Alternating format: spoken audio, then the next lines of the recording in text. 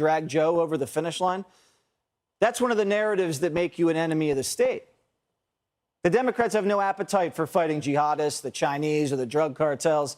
This war on Republicans, it's a war of choice. It's a preemptive war. So the Republican Party never wins another election. And that is the real threat to democracy. Let's turn to Tulsi Gabbard, former presidential candidate and Hawaii Congresswoman. All right, Tulsi, I did not see this coming on the anniversary of 9/11. Can you believe that they just casually just sprinkle in January 6th and say that Trump voters are worse than al-Qaeda? Where do we end up at this point from here? Jesse, I feel sick right now. Seeing you play these different clips, you know, I, like so many of my fellow service members, I enlisted because of those jihadist attacks on 9/11 to support and defend our Constitution, to protect our fellow Americans, and to go after and kill those who attacked us on that day. And it is despicable and outrageous to hear these people say the things that they're saying, comparing our fellow Americans to terrorists. Actually worse. They literally said they are worse than al-Qaeda terrorists.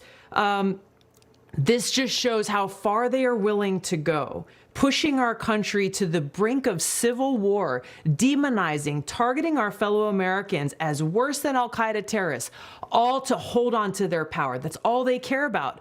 Whether you're talking about the Biden administration, these talking heads on TV, U.S. senators, the Department of Homeland Security, the people who are some of the most powerful people in our country, who have the strings of the national security apparatus at their fingertips, targeting our fellow Americans just because they didn't vote for Joe Biden, all because they want to hold on to power. This is outrageous and should be concerning to every single American. And we got to see right through what they're doing. The timing of this is not an accident. We are just weeks away from the midterm elections. They are concerned that they will lose the seats that they have. And so they're, again, not caring about the consequences and the destruction to the country and the heart of the American people, willing to foment this fear to say, hey, don't you dare vote for these Republicans because they voted for Trump and they are traitors and they are a greater threat to our country than al-Qaeda jihadists. So, Tulsi, if your father died at the World Trade Center on 9/11 and you were inspired to enlist and serve in the U.S. military and you went overseas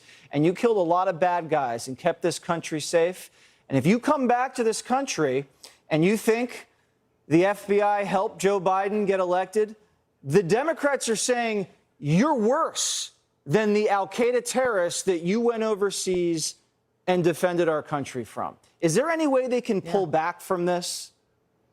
I don't see how they can. This is miles past barely tipping across the line.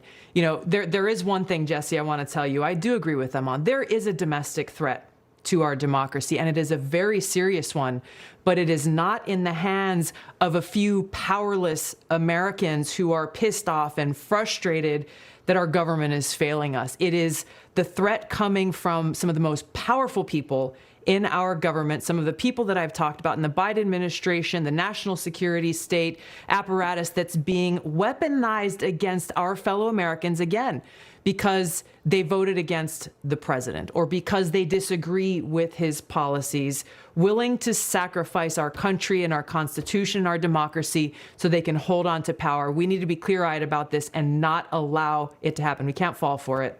All right. Tulsi Gabbard, thanks for joining us.